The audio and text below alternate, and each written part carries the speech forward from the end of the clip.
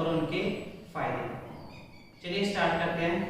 तो सबसे पहला है वज्रासन। उसकी पोजीशन क्या है, हमने अपने घुटनों को मोड़ के ऐसे पोजीशन में बैठना है। हमने बैठना है अपनी एड़ियों पे, उसके ऊपर ऐसे बैठ के हमारे जो टोज हैं, जो पैरों के टोज हैं, उनको ऐसे जोड़ना है पीछे। ठीक है, इस पोजीशन में बैठ के हमारी जो चीन है वो सरफेस से पैरेलल होनी चाहिए और हमारे जो हैंड है वो हमारे घुटनों पे होने चाहिए। हमारी पीठ बिल्कुल सीधी होनी चाहिए। इस पोजीशन में हमने बैठना है और फिर लंबे लंबे सांस लेना है।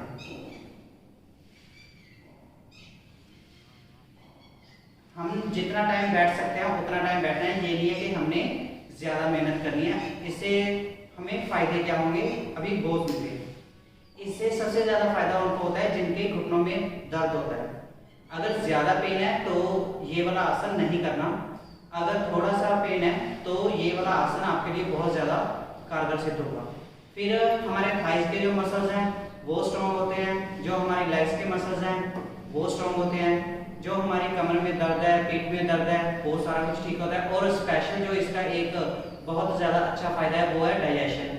हमारा जो पाचन तंत्र है वो सारा बिल्कुल ठीक हो जाता है। इससे हमें हमारे दिमाग की शांति भी मिलती है, कंसंट्रेशन पावर भी हमारी मजबूत होती है। अब रिलैक्स पोजीशन में आना है, धीरे धीरे आना है। ये नहीं है कि हमने बहुत ज्यादा जल्दी अपने रिलैक्स पोजीशन में आना है। अगली पोजीशन है पद्मासन। इसके लिए हमने क्या करना है, अपने एक पैर को उठा के अपनी जांघ पे रखना है और दूसरे पैर को उठा के दूसरी जांघ पे रखना है। अगर दोनों आप आराम से उठा सकते हो तो उठानी है, अदरवाइज आपने एक पैर से भी कर सकते हो। उसके बाद अपनी कमर सीधी, फेस स्ट्रेट और फिर अपने हाथ अपने घुटनों पे रखने ऐसे, अपनी आईज क्लोज, लंबे लंबे सांस लेना है।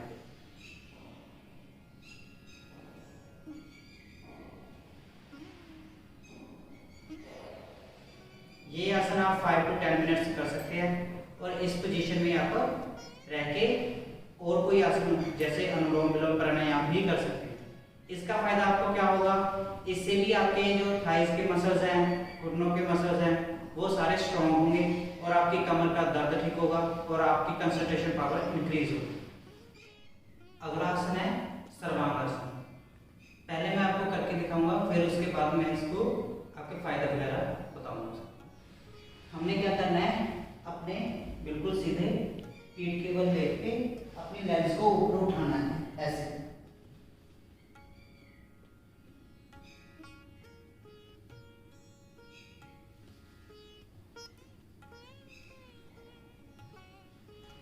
ये वाला आसन भी हम 5 to 10 मिनट्स के लिए कर सकते हैं, लेकिन हमने अगर हमसे होता है तो करना है, अदरवाइज इसको करना नहीं है।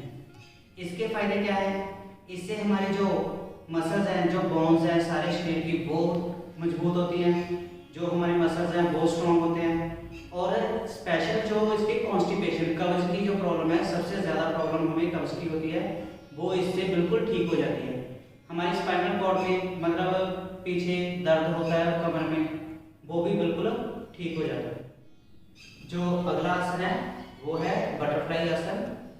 उसको कैसे करना है, हमारी पोजीशन ऐसे करके फिंगर्स क्रॉस करके हमने पैरों के आगे लेके जाना है और फिर उनको खींचना है, जितना खींच सकते हैं उतना खींचना है।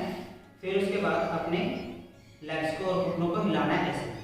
ये ऐसे लगेगा जैसे बटरफ्लाई अपने पंखों को हिला देगी ऐसे। इसको जितना टाइम हम कंफर्टेबल है उतने टाइम के लिए करना है।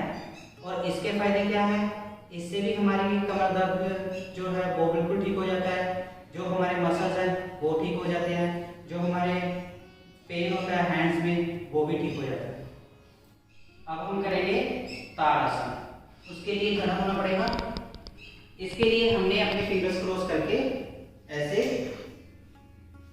अपने पाँव पे खड़ा होना है, फिंगर्स पे, पैर के फिंगर्स पे खड़ा होना है। ऊपर की तरफ खींचना है, जितना खींच सकते हैं, जितना खींच सकते हैं उतना खींचना है।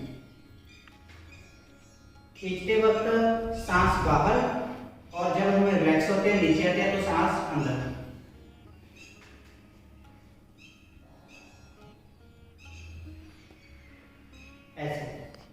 इसका फायदा क्या है? इसका सबसे ज्यादा फायदा उनका है जिनकी हाइट कम है। जिनकी हाइट कम है उनके लिए ये सबसे ज्यादा फायदेमंद है। इससे हमारी हाइट है वो बढ़ती है और हमारा जो मसल्स में पेन है वो भी ठीक होता है और हमारी हड्डियां भी मजबूत होती है, पैरों की, टांगों की, वो सारी हड्डियां मजबूत होती है। नेक्स्ट जो पोजीशन है वो है भुजंगासन। उसके लिए हमें पहले अपने उल्टा लेटना है, उसके बाद अपने हैंड्स को पीछे करके अपने फेस को ऊपर उठाना है, बिल्कुल ऐसे।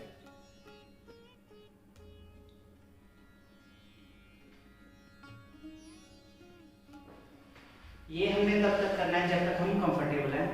और इसके बेनिफिट्स क्या है?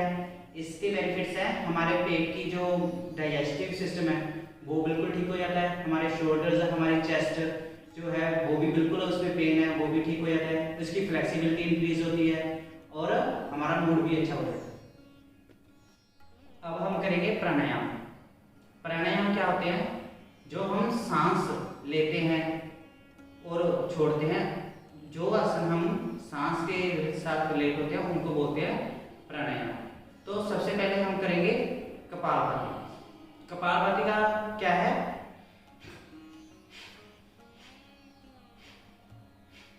हमने बहुत जोर से सांस बाहर छोड़नी है, बस एक झटके से। इसका बेनिफिट क्या होता है? इसका बेनिफिट है ये हमारे ब्लड सर्कुलेशन में हेल्प करती है और हमारी डाइजेशन में हेल्प करती है। हमारी हार्ट की जो बीमारियां उसमें हमने निजात मिलता है। नेक्स्ट इज अनुलोम विलोम। उसकी पोजीशन पहले हम देखेंगे कि कैसे करते हैं। उसके लिए हमने अपना दाएं हाथ से अपने दाएं नाक को बंद करना है और उसके बाद बाएं नाक से सांस अंदर लेना है।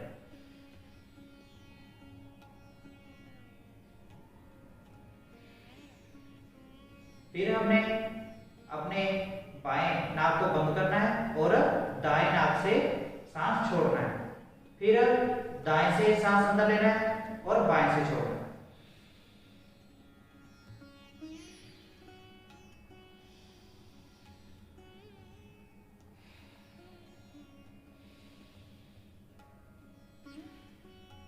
इसको हमने अल्टरनेटिवली करना है और 5 to 10 मिनट से इसको भी कर सकते हैं। इसका बेनिफिट क्या है? इससे हमारा रेस्पिरेटरी सिस्टम है वो ठीक होता है, हार्ट की बीमारियां हैं वो ठीक हो जाती हैं और हमारा डाइजेस्टिव सिस्टम भी इससे अच्छा हो जाता है। मोस्ट इम्पोर्टेंटली इससे हमारा जो दिमाग है वो बिल्कुल शांत हो जाता है। और अब मेडिटेशन। मेडिटेशन के लिए आप कोई भी मुद्रा में बैठ सकते हो, पद्मासन में, विदाउट दैट, और आप रिलैक्स पोजीशन में बैठ के अपनी पीठ सीधी करके अपने हाथ यहाँ अपने घुटनों पे रख के सिर्फ आंखें बंद करके सांस पे अपना ध्यान केंद्रित करना है।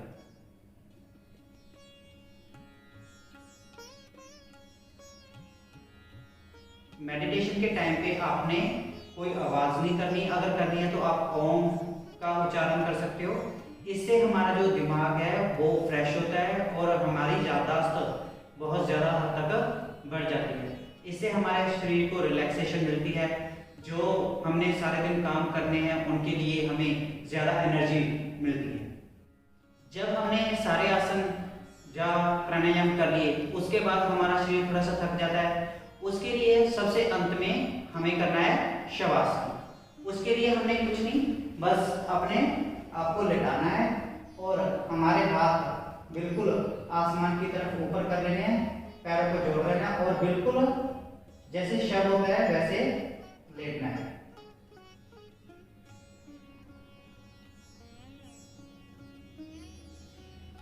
इस पोजीशन में इसका फायदा क्या है? जो हमने आसन किए हैं उनके जो भी हमें शरीर थकावट है वो सारी ठीक हो जाती है। इसको आप अंत में कर सकते हैं।